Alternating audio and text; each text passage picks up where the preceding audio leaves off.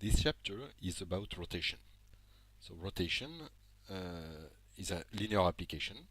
So for linear application, you have the vector of the canonical basis, E1, E2, E3. It is an application from Rn to Rn. This application is linear and can be represented by a matrix R. So if I take the image of IE, let's say it will be a vector which corresponds to R of I1, R the rotation of R2, and the rotation of A3, and so on up to n. So normally I can represent R by a matrix, and since it is linear, the first column corresponds to the image by R of A1, E1, and here the image of E2, the image of En, and so on. Okay. So now about the rotation, I will apply this in R2. So here, rotation in R2.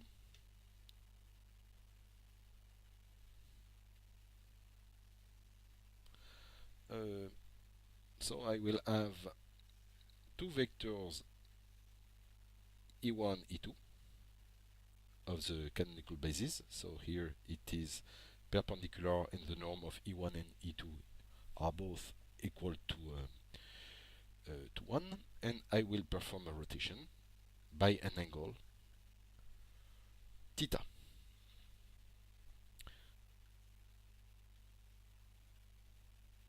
So E1 will go here, and E2 will go here. I will have here cos of theta, sine of theta. As a consequence, the matrix R will have as a first column cos theta, sin theta. So it was the image of E1. Now E2. E2 is here. The image of E2 is here. And I will have as an abscissa minus sin theta, minus sin theta. Here cos theta, cos theta. And this corresponds to the rotation matrix. So first note that the determinant of R, we observe that it is cos square theta minus this product plus sin square theta, and it's equal to 1. So rotation has always a determinant equal to 1. So why? Because the determinant corresponds to the amplification of volume. For instance, if I take a volume here, let's say a triangle, for instance, it has a given area, since we are in R2. This triangle here moves to something like this. Since it is a rotation, the area A of this one and the area of this one are the same. That's why we have a determinant equal to 1, because there is no amplification of the volume, or here the area. Moreover, this vector is orthogonal to this one. So let us compute the scalar product. I will have a scalar product minus, so cos theta multiplied by minus sin theta, plus this product, sin theta times cos theta. So recall that this corresponds to this product, and if I compute this, I will obtain equal to 0. It means that this vector is orthogonal to this one, which means that these both vectors are orthogonal. Okay, so now about this rotation, we'll do the same in R3. So rotation in R3. So I will try to draw this. I have here three axes. The first one corresponding to x, second one to y. So if you want, here I have e1, this vector, here e2, and so on. So y, e2, and e3, and the axis. So now I may have three different rotations, and not only one, as it was the case in R2. So the first rotation, I have to apply the direct the rule of the finger to have the direct sense. So here it will correspond to this.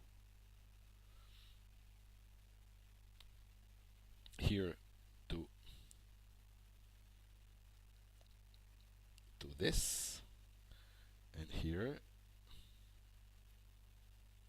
to this. So I will have different possibilities. So I will have three angles, theta x, theta y, and theta z. So note first that in R2 we had only one angle theta. In R3 I have three angles, theta x, theta y, theta z. So three-way to turn. So after we'll understand why 3 and what about R3, what about R4, we don't know yet. We'll see later how it works. So let us first show what we have when we turn around theta x. So I will do this first. I will draw some kind of projection of this. Here I will look in this direction,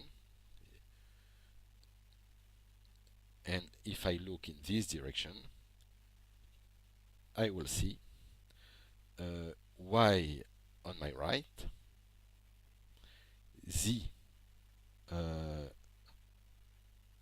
up, and I will turn with respect to theta x. So the e2, which is here, will move like this with an angle theta x. So here I will have cos theta x and sine of theta x. It means that since it is the image of E2, I will have in the corresponding matrix Rx, I will have with respect to the x, y, and z. So here I'm looking in the y z space. So here I will have cos theta x, so this one, and here sine theta x. Okay, so this corresponds to the rotation of E2. So if you want the y, here I will have x and z. Okay. Now, what about the second one? The second one will correspond to E3. Will turn like this. Here it is again the angle theta x. Here it is a cos. And here it will be minus sine theta x. So this one comes, since it corresponds to the z, I will have here minus sine theta x with respect to y, and here cos theta x. And of course, I have nothing with respect to x, so 0, 0. Now, what about E1? When I turn around E1, such as here, then E1 does not turn at all. That's why the image by the rotation of E1 is itself. So it will be 1, 0, and 0. Now I will not look anymore with respect to the rotation with respect to theta x, but the rotation respect to y. So now I'm not looking anymore like this, I'm looking like this. Okay. So if I do this, I will see, whereas before I was seeing like this the vector E1, now I will see on my right x, or if you want E1. I will see up E3, and I will have my vectors like this. So if I turn, so since this one is now like this, it is about y, so this corresponds to E2, whereas here it was E1. And the vector, if I apply the rule of the finger, I will have a rotation now like this, because the positive direction for the rotation is like this. Okay, so this vector moves that. I will have here theta y. Here I will have the cos of theta y, and here minus sine of theta y. So it means that the rotation with respect to y will be like this. So E1 here, it transforms with respect to x as cos theta y. It will be 0 with respect to the E2 axis, and with respect to E3 it will be minus sine theta y. Okay, now what about the second vector? The second vector E2 does not move with respect to this rotation, so it means that I will have 0, 1, 0 here. And what about the last one? The last one will be like this. It will be correspond to the rotation of E3. I will have here the cos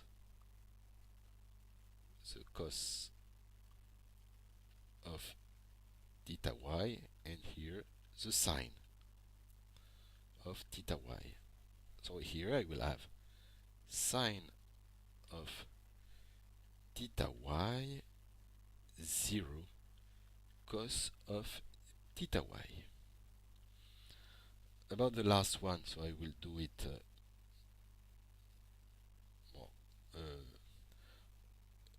I will do it now. About the last rotation, it will be corresponds to theta z. So I will have to look let's like this, like this. I will have E1 on my right. I will have E2 up, I will see E3 like this.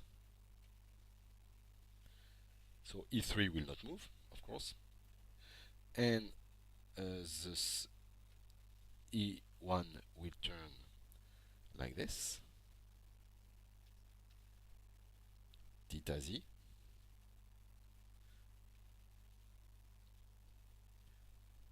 E2 will turn like this. I will have here for E1, I will have cos theta z sine theta z. So the rotation matrix will be like this. So E1 will be cos theta z sine theta z 0. This one I will have here as an abscissa minus sin theta z. So minus sin theta z cos theta z here, and 0. And the last vector corresponding to E3 does not move. So I will have here 0, 0, and 1. We understand that I have 3 different rotation matrices, and if I combine them by multiplication, I will generate new matrices in Rn. So it's some kind of generalization of what we have explained before. So I need a definition of what is a rotation matrix. A rotation matrix is a linear application. So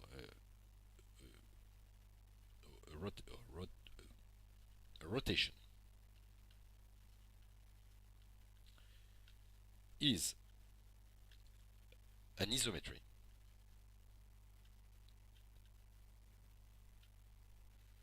Is an isometry.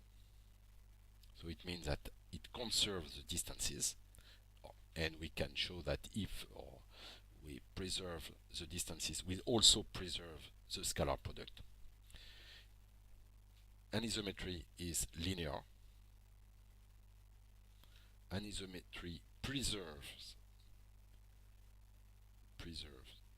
the scalar product. The scalar product, which is direct. So I will explain what means which is direct. So it is a definition we will use. When it is direct, it means that we do not change the orientation of the space. So what does it mean? If I take, for instance, as a counter example, a symmetry like this with respect to, let's say, this. If I take here a symbol, for instance, A, the symmetry with respect to A will be like this, and we can see that it is not an A anymore. If I take, for instance, a L like this, here I will obtain by symmetry an L, but the orientation is not the same. If I take U and V like this, U is on the left of V, and on the symmetry I will have U here, V like this, and now V is on the right of U. So it means that I have changed orientation. I have a symmetry, the distance are preserved, the norms are preserved, but the orientation is different. So this is not a rotation. So from this, we may have a consequence of this is a theorem which will be important for us. A theorem is related to the matrix associated to rotation. So a matrix matrix R is a rotation matrix if and only if R transpose R equal identity. So it means that all vectors are orthogonal. And the determinant of R equal to 1.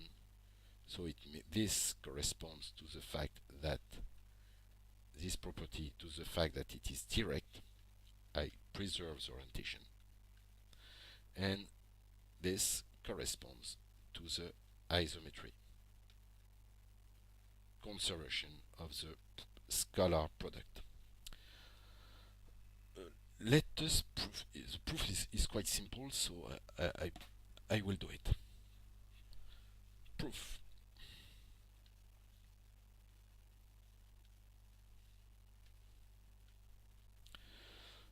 The scalar product, we know that it is preserved by R, so it means that I will take two vectors u. U will be transformed by the rotation in RU, and V will be transformed into RV. The scalar product of these two is U transpose V. The scalar product of these two is RU transpose multiplied by RV, which is equal to U transpose R transpose RV. And this should be equal to this. And this should be equal for all U and all V. This is possible only this is equal to the identity. So we have proved that if I have an isometry, then R transpose R should be equal to the identity. So it means, if you prefer, that I will have here the rotation, the image of the rotation of E1. So here it will correspond to the image of E1, here the image of E2, and so on. It means this means that all image of all canonical the canonical bases are all have a norm equal to 1, and also all of them are perpendicular, so they should be perpendicular, and the norm of each of them is equal to 1. It is what this relation means. Now, it was my first point. About the second point, I have to check about the determinant. So I only know that the determinant corresponds to the augmentation of volume, and it is negative if I change orientation. So I can say that the second point is trivial. The rotation matrices forms a group. So why it is a group? So this group is denoted by SO of n, the rotation in Rn.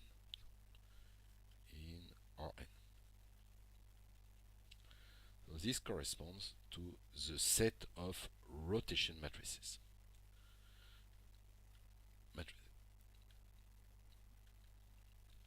So it is a group. Why it is a group? Because if I take R, let's say RA, a rotation in Rn, if I take RB, also belongs to SO n, then RA multiplied by RB is also a rotation. So it is quite easy to check. I will not do it here. But if I multiply the two matrices, the determinant will be equal to 1. It will still be orthogonal. It's easy to check. I will not do it. Belongs to SO of n. And now also, if I have RA, I can find a rotation. If I multiply by the transpose of RA, it will be also a rotation matrix. I will obtain the identity. So it means that I have an opposite element. And so on. It is associative. It is a group. What is written, but not any kind of group. It is a group which is a Lie group. So why it is a Lie group? To have a Lie group, we need some kind of continuity. So if you prefer, if here I have the set of all matrices. For instance, a matrix R has some components R11, R12, R1n, and so on, Rnn, and so on. So R11 is here, it is a set of all matrices, R2 and Rnn, and so on. So this one corresponds to Rn square, which is a set of matrices. If I take a point here, it corresponds to a matrix. Now, this point may correspond to a matrix which is not a rotation. So if you want, I will have a set of rotation matrices. Difficult to draw. It has no clear meaning. It will correspond to some kind of surface which is closed, bounded, closed, like a sphere. And this corresponds to a differential manifold. So it is a manifold. So manifold means for us a surface. And it is a surface which is locally. So if I take a point here, a rotation matrix, if I look locally, it is locally here, it will correspond to Rn. Or it would correspond to Rm, another one if you want. Okay, so it is a manifold, and it is also a group. So it will correspond to, since the multiplication, so the rule for the group, and the opposite also, since the multiplication and the inversion, so are both continuous, we have a Lie group. Okay. Now, if I look in the set of matrices, how can I define this surface? I can define by equation with respect to all components. So the equation comes from the fact that R transpose R equal identity. So if I perform a scalar decomposition of this one, I will obtain equation on the coefficient, and I will define this manifold. So now, since when I take any matrix, and if I tell you that R transpose R equal identity, if I rewrite the equation, I will have some redundant equation. Indeed, if identity corresponds to 0, 1, 0, since this matrix is always symmetric, it means that if I take any matrix, I compute R transpose R. If here I corresponds to 1 and 0 here, it will be mandatory. I will have mandatory zeros here. So I have some redundant equation, and I will show this on a trivial example in R2. So what I want to say, it means that since the number of this equation I have here n1,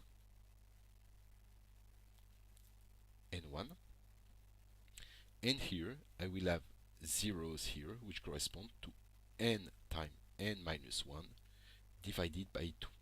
So it means that this corresponds to n squared plus, n plus n minus 1 divided by 2 scalar equation.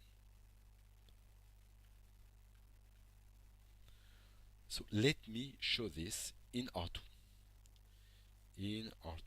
To have a better understanding.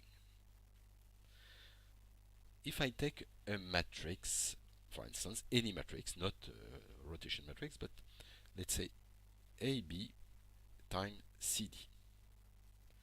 R transpose will be AD BC. If I multiply the two of them, if I have a rotation matrix, I should have equal identity. If it is a rotation, so let me write a scalar decomposition of what I said here. So R transpose R equal identity is equivalent to, first, I perform this product and I will obtain a square plus b square equal 1. Then so 1. If now I perform this times this, I should obtain 0. So it means AC plus BD should be equal to 0. If now I perform this times this, I should obtain 0, but I will get exactly the same equation as this one. And now if I do this times this, I should have 1. C2 plus D2 equal 1. So it means that for n equal to, I have 3 equations, and the dimension of the matrices in R2 is 1, 2, 3, 4. It will correspond to, so n times n equal 4. So it means that 3 equations in a dimension on 4 means a manifold. The dimension of the manifold is equal to 4 the dimension of the space minus 3 equation, which is equal to 1. So I will need only one parameter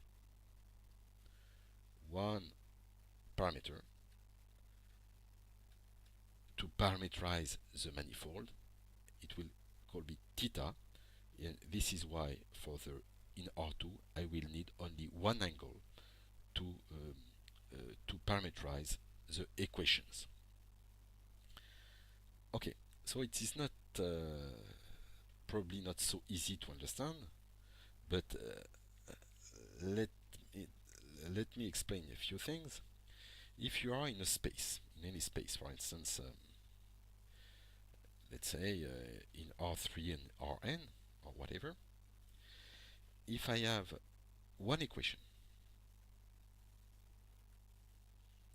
I will define a manifold which will be of so one equation. I will have one manifold, and the dimension of this manifold, so the dimension of the manifold is equal to n minus 1. If now I add another equation, I will have two equations, and the two manifolds will intersect like this. And I will define here a manifold, and the dimension of this manifold will be n minus 2. So for two equations, the dimension will be n minus 2. Thus, in the set of matrices, which is on dimension n times n, I have n times n plus 1 divided by 2 equation. So the dimension of the manifold will be n square minus n plus 1 divided by 2. So let us check this. For n equal 1, the dimension of the matrices will be scalar, so I will have n square will be 1. So the dimension equal 1 minus 1 times 2 divided by 2, which corresponds to 0. It means that in the line, so it corresponds to R, I have here 0, and I have only one rotation, which corresponds the rotation which is equal to the identity. Okay. The dimension of one point is equal to 0. Now, let's take n equal 2, so in the plane, the dimension will be correspond to 2 square minus 2 times 3 divided by 2, which corresponds to 4 minus 3, corresponds to 1. So the set of rotation correspond to a manifold of dimension 1, and we can draw it, so it corresponds to a, can draw it like this, to a disk, which corresponds to the 1. Each point in the disk corresponds to one rotation. So I need only one parameter, which corresponds to what we called theta before. Now, for n equals 3, the dimension will be 3 square minus 3 times 4 divided by 2, which equal to 9 minus 6, which is equal to 3. So I have 3 angles, theta x, theta y, theta z, to parameterize the manifold. The manifold corresponds to SO of 3. Now, let us take n equal to 4. The dimension will be equal to, I apply this formula and I will obtain 6. So it means that I will have 6 angles to parameterize the manifold, but since most of the time we will work with a rotation in R3 or in R2, we will not use any rotation in N4. Now we'll speak about Lie algebra.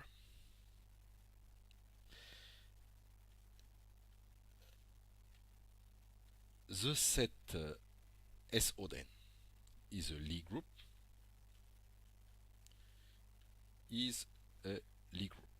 So we have seen this before.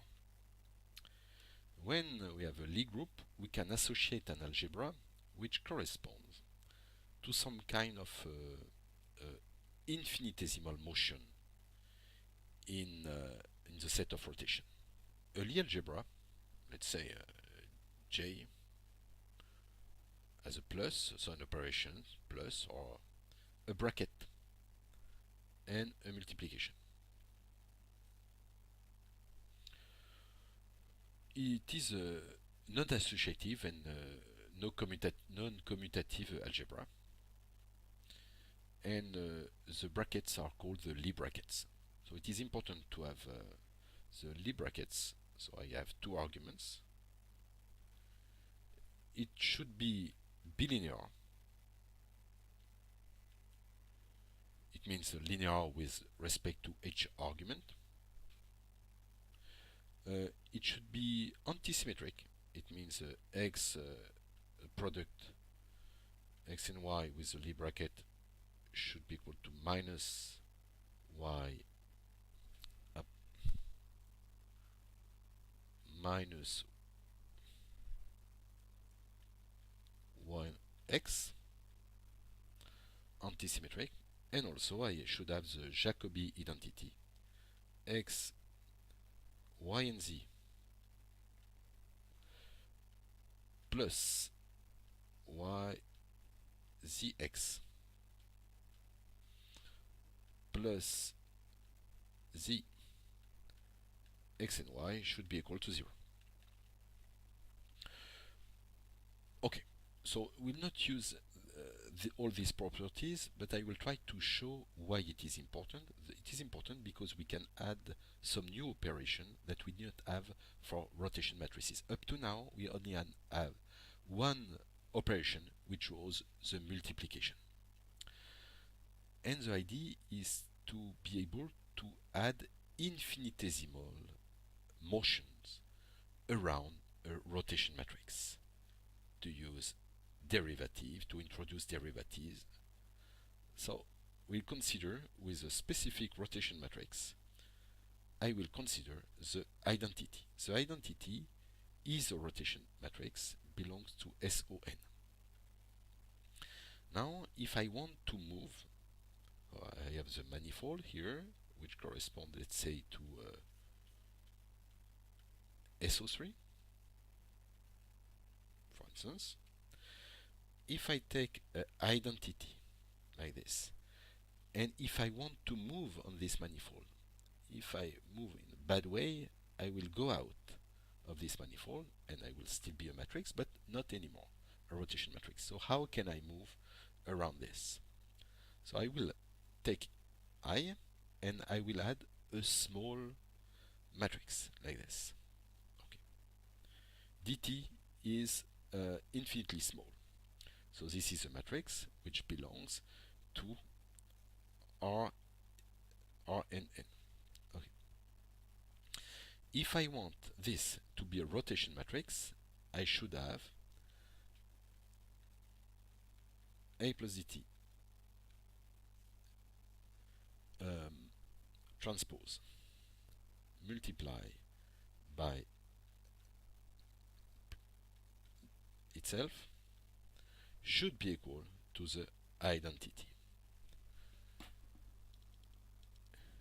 So if I make this development, I will obtain identity square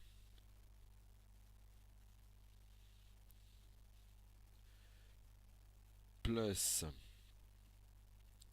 A transpose dt plus A dt plus dt A transpose A dt should be equal to the identity. So of course this and this are removed. This one is very small in front of dt, so this one plus this one should be equal to 0.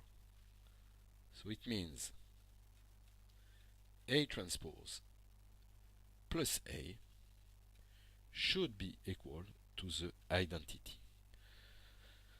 So it means that if I want to make some perturbation on E inside this space, I should add a small matrix which is anti-symmetric. So this one is Q symmetric. Q symmetric, its transpose, here it's 0. Its transpose is equal to the opposite of A. So the set of antisymmetric correspond, we'll see, to velocities inside the rotation matrices and not to rotation. So one corresponds to velocities, the other one to the rotation. So the Lie algebra of SON is equal to the set of all matrices such that A plus A dt is a matrix, and this corresponds to the skew symmetric matrices. Now assume that we want to move around any matrix R. So I take now not anymore the identity, but any matrix R. If I want to make some perturbation in R so that I stay in SON, so I have to multiply it by something which is a small rotation matrix around the identity. A plus dt multiplied by A, where A is a skew matrix. Rotation vectors are used to describe the motion in a set of rotation matrices, and it will be used only in R3 rotation of three-dimensional bodies. So I assume that I have a trajectory inside SON. It means that for different t, I will have here r of t, here it will correspond to r of 0, and so on. Now I know that r transpose is equal to identity, and I will compute the derivative of this relation. So I will have r dot r transpose plus r dot transpose is equal to the derivative of identity, which means 0. So this means that since this matrix is a transpose of this matrix, we conclude that r dot r transpose should be skew symmetric. Recall that a skew symmetric matrix is such that its transpose plus itself is equal to 0. Okay. So it means if I have this, I have all diagonal elements are 0, and if here I have 5, here I have minus 5. If here I have 6, minus 6, here I have 6. Okay, skew symmetric. So what we have in R3, so rotation in the three-dimensional space, R dot R transpose should be skew symmetric. So it should have the form 0, 0, 0. And here I will have different elements. So I will call them minus YZ, so because it will be convenient later. But I could have called them A, B, and C, minus X, due to this, since it is skew symmetric, omega X minus omega Y, omega Z. Okay. And now I will define omega, the vector omega, which is equal to omega X, omega Y, omega Z. And I will say that this corresponds to the rotation vector.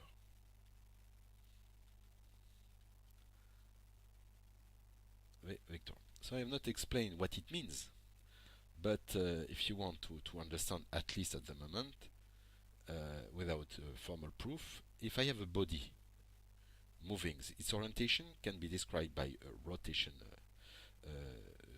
matrix, and here I will have for a given t omega, and all the points here are fixed, and all other points are turning at least at time t around this vector omega. Of course, this one can move with respect to time. It is a physical interpretation, even if it is not proved here. So now, since I have here a matrix and a vector, this matrix I can multiply by a vector, and if I multiply this matrix, I multiply by a vector, say x1, x2, x3, I will obtain a new vector which will be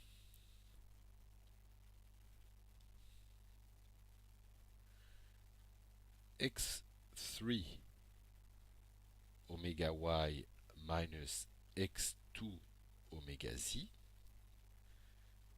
x1 omega z minus x3 omega x, x2 omega x minus x1 omega y. And this, I define also some kind of new operators on vector, which corresponds to the inner product, one x, y, and z, by x1, x2, x3 should be equal to this. Adjoint. If I have a vector, a rotation vector in R3, I can associate by a function adjoint a matrix which is antisymmetric, which is Q-symmetric, the one we defined previously. So the set of skew-symmetric matrices in the set of all matrices Rn square, this set corresponds to some kind of plane of dimension n minus 1 divided by 2. So here in our case it will be equal to 3. So it is a three-dimensional plane. And there is a correspondence between a vector in R3 and this. And it is the case only in R3. Only for n equals 3, we have some correspondence between the set of skew-symmetric matrices and the vector. So it means that the fact that we define a rotation vector has only a meaning in R3. It has no meaning in R, in R2, or in R4. So of course, if this function is a bijective, so it means that we can also say that omega is the inverse by the function adjoint of r dot r transpose if we have a trajectory r of t. We have some properties such that, for instance, some kind of proposition. I will just propose those that will be needed later. If R is a rotation, so R belongs to SO3. It's a rotation in R3. And I take A, vector which belongs to R3. Then I have adjoint of R A is equal to R adjoint of A R transpose. So it means that if I have the adjoint and I want to put R outside the operator, I should put on the right and also on the left. So let us prove proof, which is we can check element wise, but I will try to do it in a simple way. So the adjoint of RA multiplied by X is equal to the cross product of RA X, which is equal to RA cross product R transpose R X, which is equal to R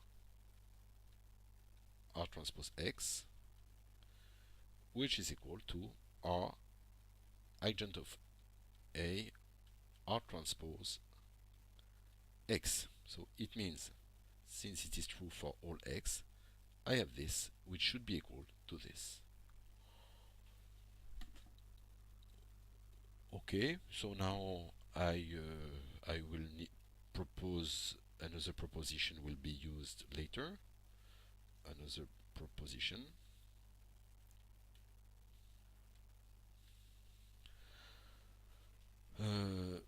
Oh, if I take r of t, r of t,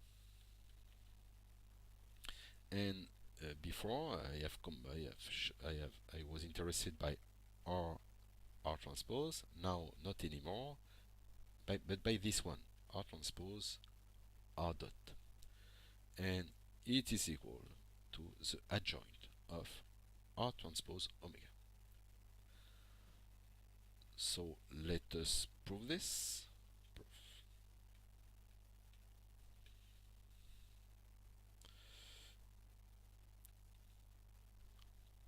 So I compute r transpose r dot. It is equal to r transpose r dot r transpose r, and this corresponds to adjoint of omega. So now I can enter this one inside the adjoint of omega since I am in both sides, and I will obtain equal adjoint of r transpose omega. We will use rotation matrices to transform the coordinates from one frame to another frame. Consider a vector u, as this one.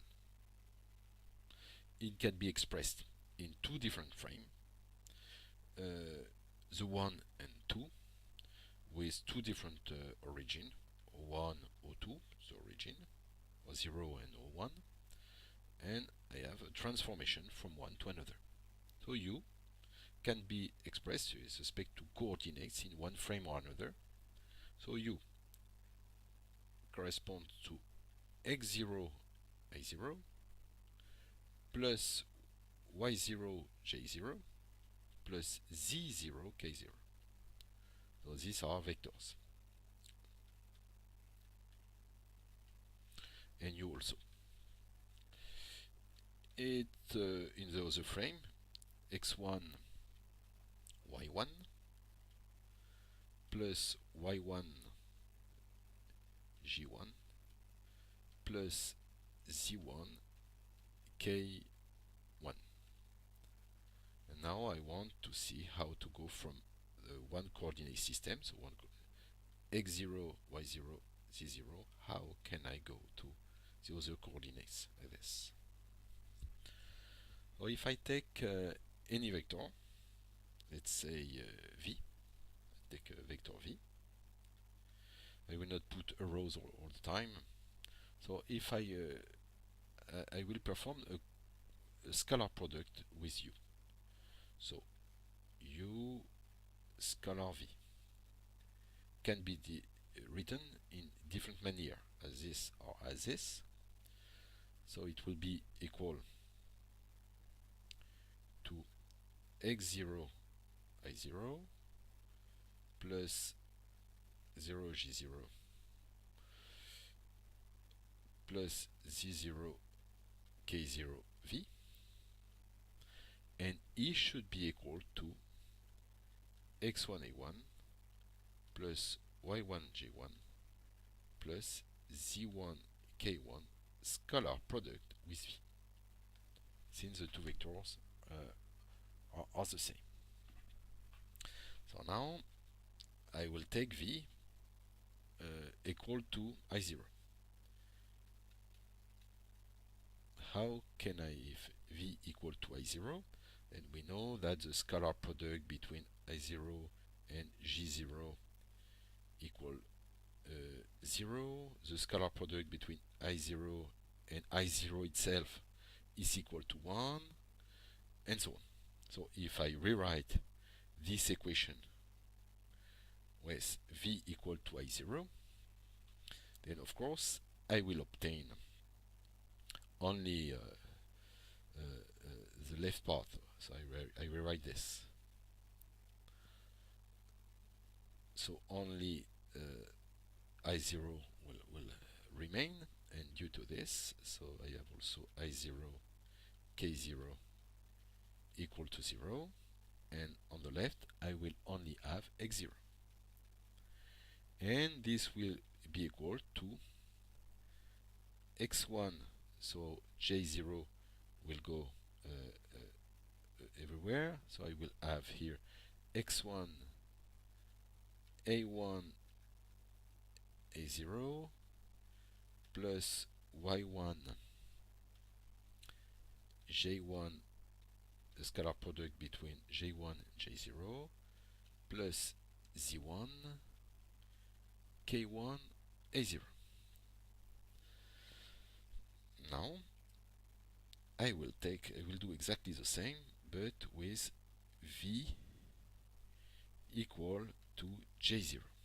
So of course I will have only j0, scalar product with j0 will be equal to 1, the other will vanish, and I will obtain y0 equal x1 a1 j0 plus y1 g1 g0 plus z1 k1 g0, and the last one will be for v equal to k0. So here z0 is equal to x1 a1 k0 plus y1 j1 k0 plus z1 k1 k0.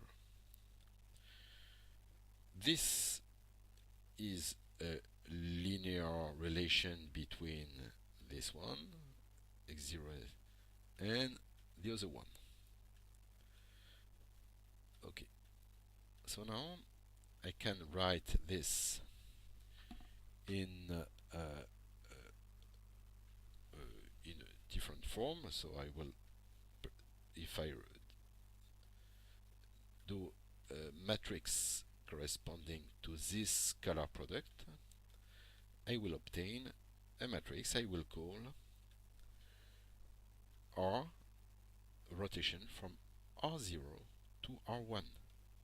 So this one corresponds to the frame R0. So let me write it: R rotation matrix from the frame R0 to the frame R1. Okay, so it is a 9-9 matrix. This one I will call it so I rewrite in this way. This one corresponds to the vector u expressed in R0, and so I will write x0 y0 z0 is equal to the rotation from R0 to R1 multiplied by the vector x1 y1 z1.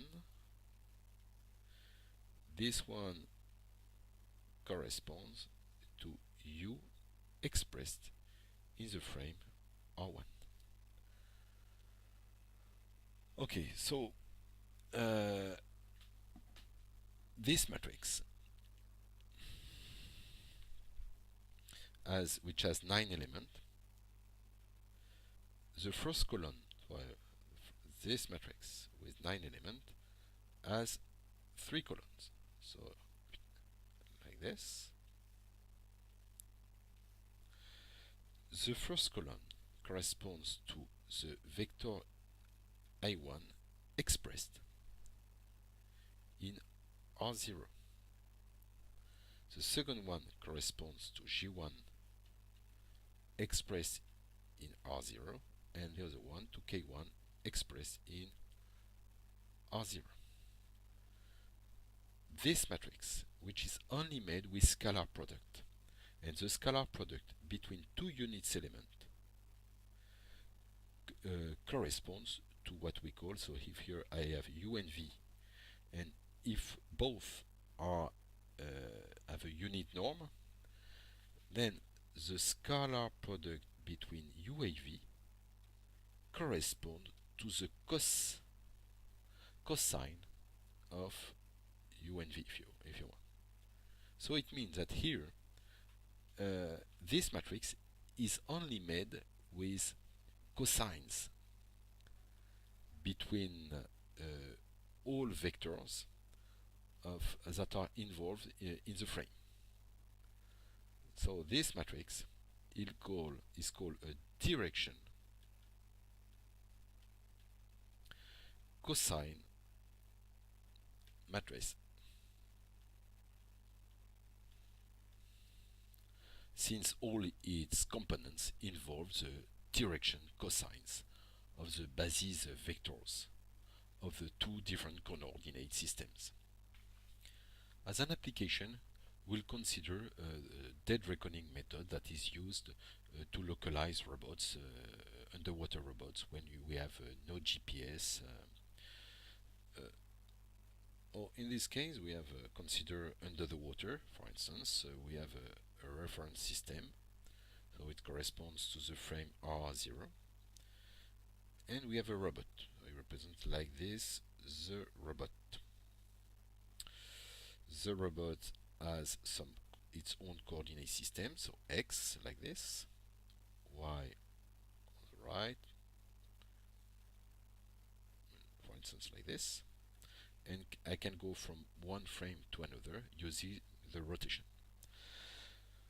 So we assume that we have a gyroscope which makes it possible to have an idea of r of t, so rotation from the initialization. So we have an eye, so the robot has initialized its gyroscope in R0, and it has an idea of its rotation matrix R. Okay. Now it is equipped also with a sonar system, so it sends in different direction some ultrasonic waves that come back like this because they hit the floor. So the floor is attached to R0, okay, and the sound come back with some other frequencies, and it is able to have an idea, of its speed vector, but the speed vector is known in its own frame. Okay, that's why I put robot, because he has no idea of its speed vector with respect to R0, but it only knows in its own frame. So we can go from one frame to another, such as this one, using the previous formula, which tell us that V it's in the from the bottom, which correspond to the position, okay, which be equal to rotation from R this 0, this one, to R1 multiplied by the vector expressed in R1, this one. So this one, so V expressed in R1. This one corresponds to the position of the robot with a derivative, and this corresponds to R, and this one to the measured speed. So as a consequence, P of t corresponds to the position at time 0, P at time 0, plus the integral from 0 to t of R rotation matrix of t multiplies by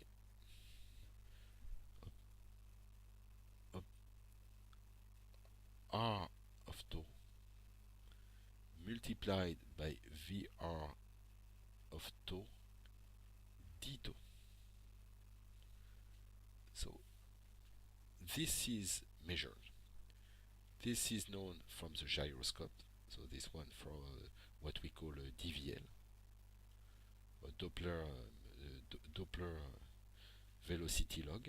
this one from the gyroscope, and we have this one, estimated position by using a dead reckoning approach.